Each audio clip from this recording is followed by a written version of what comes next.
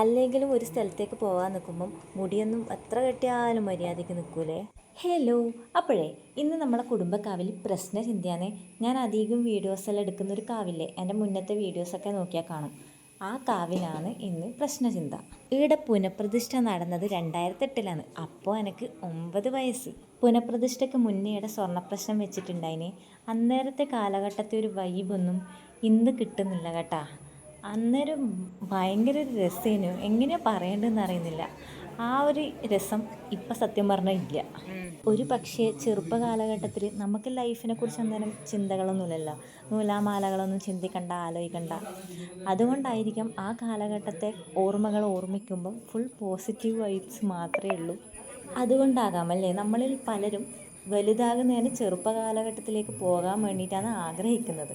ഇന്നയുടെ പ്രശ്നചിന്ത നടക്കുമ്പോൾ എനിക്ക് 2008 കാലഘട്ടത്തിൽ അന്നേരം ഉണ്ടായ ഓർമ്മകളൊക്കെ ഇങ്ങനെ ഓർമ്മ വരാൻ തുടങ്ങി. അത് സ്വർണ്ണ പ്രശ്ന ചിന്തയാണ്. അത് കുറച്ച് ദിവസത്തേക്ക് ഉണ്ടാകും. ഇത് ഒരു ദിവസത്തേക്ക് മാത്രമുള്ള പരിപാടിയാണ്. അങ്ങനെ വൈകുന്നേരത്തേക്കുള്ള ചായേൻ്റെ സമയമായിട്ടുണ്ടേ. ഏതാണ്ട് പ്രശ്നചിന്തയെല്ലാം കഴിയാനായിട്ടുണ്ടേ. ഒരു 5 മണിയോടുകൂടി പരിപാടിയെല്ലാം അവസാനിച്ചിട്ടുണ്ട്. ഒരു കാര്യത്തിൽ ഞാൻ ഭയങ്കര സന്തോഷവതിയാണ്. എപ്പോഴും എനിക്ക് സന്തോഷം വന്നാലും സങ്കടം വന്നാലും ഏതൊരവസ്ഥയിലും എനിക്ക് ഈ അമ്മേനെ കണ്ടുകൊണ്ട് നിൽക്കാൻ പറ്റുമല്ലോ. വിശ്വാസം എന്നുള്ളത് ഓരോ വ്യക്തിയുടെ പേഴ്സണൽ ചോയ്സ് അല്ലേ. ഒരാൾക്ക് വിശ്വസിക്കാം, വിശ്വസിക്കാതിരിക്കാം.